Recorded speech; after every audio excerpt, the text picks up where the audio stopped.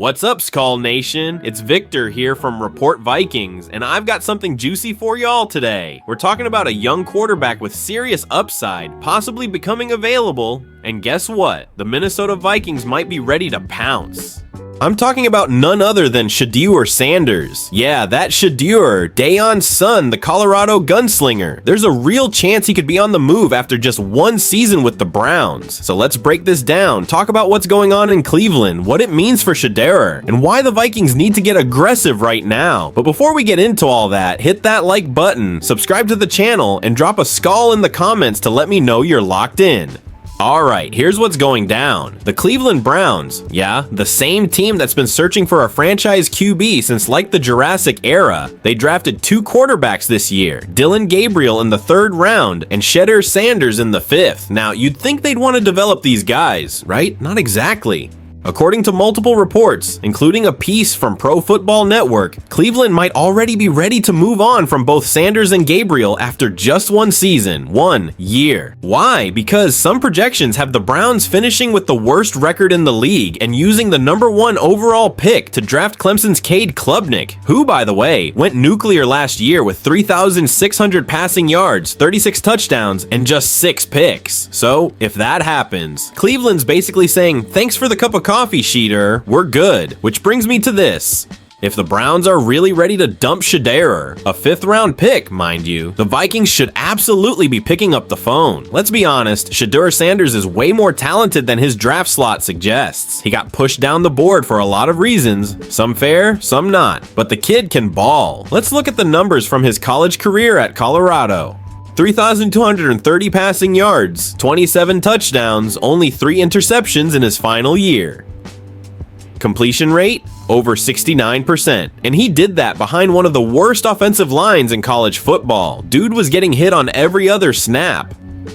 But even through that, he showed poise, deep ball accuracy, pocket awareness, and he's got that swagger you want from your franchise QB. He's not just Daion's kid, he's the real deal.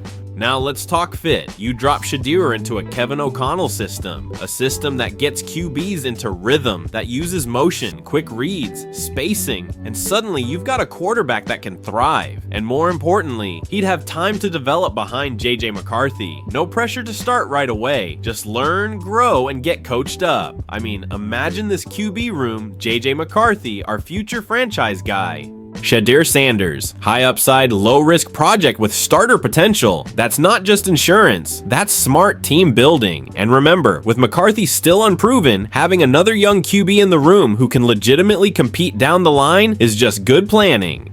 Here's the best part, the cost wouldn't even be that high. Shedeur was a 5th rounder. The Browns aren't getting a 2nd or 3rd round pick back for him. You could realistically land him for a 2026 4th rounder or maybe a day 3 pick swap. That's nothing compared to the upside you're getting back. He's got a rookie deal, manageable cap hit, and no pressure to start. This is what smart GMs do. They buy low on talent that other teams are mismanaging. And look, if Shedeur doesn't pan out, no harm done. But if he does, you just stole a potential starter from a dysfunctional Browns team for pennies. So now I gotta ask you, Vikings Nation, would you take a chance on Shedeur Sanders? Do you think he has real NFL potential? And if you're queasy, what would you be willing to give up for him? Drop your thoughts down below. I'm gonna be in the comments all day, reading and replying. Let's talk about this one, because I think it could be one of those under-the-radar moves that flips a franchise. And hey, if you love this kind of deep Vikings talk, make sure to hit that like button, subscribe to the channel, and turn on those notifications so you never miss a drop. This is Victor, signing off from Report Vikings. And if Shedeur ends up in purple and gold, you heard it here first. S-call, baby. Let's now check out the latest news around the NFL. Thanks to former All-Pro players DeAndre Hopkins and cornerback Jair Alexander as they attempt to avenge another disappointing end to a promising season. Two-time MVP Lamar Jackson will look to get over the hump and make his first Super Bowl appearance. And he broke down how his leadership has grown over the years. Take a listen. I'm really not outspoken, like being vocal with my guys, like, oh, let's do this and that, or got a great motivational speech. I don't have that. I just pretty much lead by example. I go out there, I'm gonna work hard.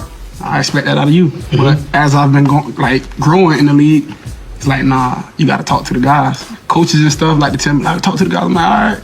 Now I talk to them one-on-one, but certain things I'm seeing, I got to voice it more. I voice my opinion more to those guys. As you now are approaching, the next stages of your career, right? At this point, it's Super Bowl.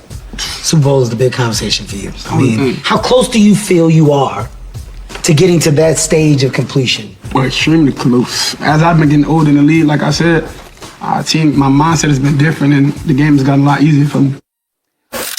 I mean, we're supposed to ignore. This is how me and Damien get ready for the show. Unbelievable. That was amazing. Yeah. Kimberly A. Martin and Damian Woody joined the party. Kmart, if Lamar is unable to make it out of the AFC yet again this year, should the conversation around him change? What should it be then? The conversation will be that Lamar sees it as a failure, and he should see it that way. I hate that word. But every single year, the Ravens find themselves in this position at the doorstep of they have the best roster. This is a team that I have said for the last 3 years, before Derrick Henry even got there, they have everything they need. Then you have, Zay Flowers fumbling by the goal line. Like, it seems like in those late game moments, they just figure out how to self-destruct. And so when I look at the Ravens, they have everything in front of them. They have the quarterback. Lamar talked about leadership, and I feel more in that interview. I feel more empowered, more emboldened to talk to guys and pull them aside. I don't even think that's the issue in Baltimore. It's just finish. And if they continue not to finish, it would be a failure because they literally have the best roster. They should win it. And each year they figure out a way how to lose. Not going to change him, not 1 iota for me. I mean, if Baltimore Ravens don't get to the Super Bowl, we'll be basically saying the same thing that we said last year, the year prior to that. Like, Lamar Jackson is 28 years old, a 2-time league MVP. Almost 3-time, yeah. Yeah, almost 3-time league MVP. I mean, you don't think that the Super Bowl is like the kind of the last hurrah for Lamar Jackson? Same thing for Josh Allen. They have to climb Mount Mahomes. That's really been what's been in the way for Lamar Jackson and Josh Allen is Mount Mahomes. So he hasn't done it. We're going to be right back here saying the same old things again about Lamar Jackson and company. Which is they failed to achieve the thing that we expect them to achieve. Absolutely. I've always said with Baltimore, it's not complicated what's going on with Baltimore. Literally, play the way you play in the regular season in the postseason. So why don't they? Why, as somebody who's won a Super Bowl, why don't they?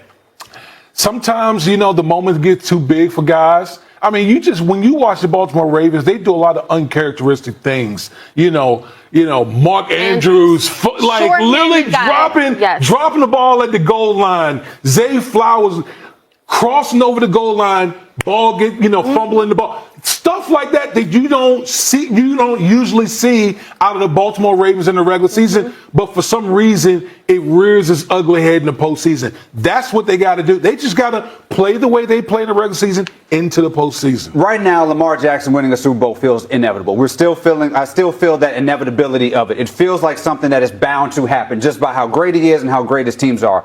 But at some point, as the years go on, that inevitability starts getting replaced by doubt. And some of those fumbles start to happen a little bit more. Those jitters start to happen a little more. And then that's when you start to be concerned, because what you don't want to be is an organization where the regular season feels like it does not matter, because everybody is sitting on their hands and saying, you can win 14 games, you can win MVPs, you can have Coach of the Year, you can have all these players, but I'd want to see it come playoff time. That stuff impacts a locker room. It infects a fan base. That stuff starts to be concerning. Right now, I'm with you guys. Right now, I feel like Lamar Jackson is great enough that we're just waiting our time. It's coming. The Super Bowl win is coming. But as more time goes, that stuff gets more tenuous. I guess my question is, why would you think it's inevitable when we literally, let's be clear, the regular season does not matter for Baltimore. When you're a 2-time MVP, the standard is elevated. So we've crossed that threshold for Lamar. It's not just about winning the AFC North. Nobody cares about that. But when you look across the NFL, you look in the conference that they're in, all of these guys, Patrick Mahomes, Joe Burrow, Josh Allen, and Lamar Jackson. That doesn't even count the CJ Strouds and everybody else in the NFC. Those 4 quarterbacks you're looking at, like, you know what? They are so talented. They should clearly win a Super Bowl. Out of those 4, a lot of guys are going to get disappointed. So yes, Lamar is talented enough to be a Super Bowl champ, but you can't say it's inevitable when you literally every year Mahomes is standing in the way, and now Josh Allen is right there too, and Joe Burrow. Yeah, listen, my thing is like, it almost reminds me like when Dan Marino went to a Super Bowl in his second year. You thought, oh, he would keep appearing, He's and so they never good. win again.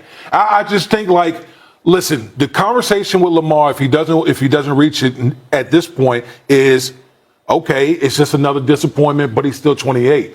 But at some point, I do agree with you. At some point, like, if it's going to happen, it needs to happen like at some point in the very near future. 31, because 32, because nothing is guaranteed. Nothing is guaranteed. Remember, you're playing in the same era as Patrick Mahomes. Mm-hmm. You're playing in the same era as Josh Allen. Nothing is guaranteed right now. Right. The reality is, as you said, what are they going to do? They're going to get rid of him if they don't win a Super Bowl? It's going to be the same conversation. It almost may end up being Elway-like. When Elway went to the Super Bowls early, when he was the best player, evolved, where he was one of the best players, and then won, maybe that's what happened. Maybe that's the inevitability around Lamar, because I agree with you. I hope he gets it done. For sure. A QB who often Lamar is compared to, of course, is his